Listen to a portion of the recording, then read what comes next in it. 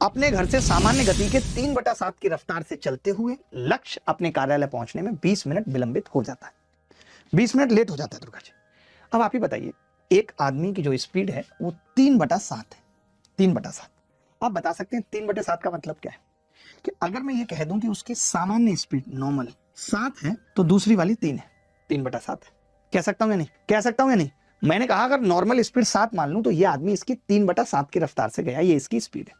आप देखोगे कि गया अपने घर से कार्यालय ही है, लेकिन 20 मिनट लेट से पहुंचा है। तो आप ही मुझे बताइए यहां से, ये अगर स्पीड है 7 से 3 हो रही है तो आप टाइम बता सकते हैं? आप बोलेंगे 3 से 7 हो रहा है टाइम। टाइम कितना हो रहा है? 3 से 7।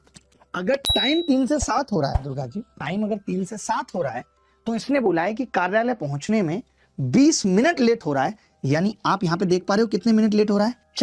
4 को 20 बनाना है, 5 से गुणा कर ले, 5 × 15, 5 × 7 = 35।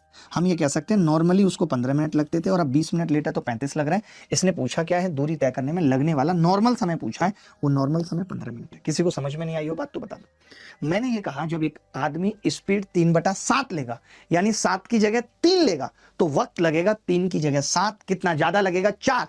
सवाल में कह रहा था 20 ज्यादा है, 4 को 20 बनाना था, 5 से गुणा कर दिया। ऐसे छोटे छोटे टुच्चे सवाल भी पेपर में पूछे जा रहे हैं। तो मैं ऐसे 2 सवाल होमवर्क में देते हुए आगे बढ़ रहा हूं। ये भी सेम सवाल है, ये भी सेम सवाल है, और ये भी सेम सवाल है। 2026 में भी आया है ऐसा सवाल। तो ऐसा सवाल अब आप घर से कर पाएंगे। एक बेहतरीन सवाल दुर्गा जी, अगर आपने इस सवाल को किया तो मैं ये समझ लो कि आपको बहुत इज्जत बख्शूंगा, इज्जत बख्शूंगा जो भी बच्चा इस सवाल को करेगा। अब आप सोचिए कि कैसे होगा। पॉइंटों में उत्तर है, एग्जैक्ट है भी नहीं। 62.11, 64.41, 64.21, 63.21 बता सकते हैं आप?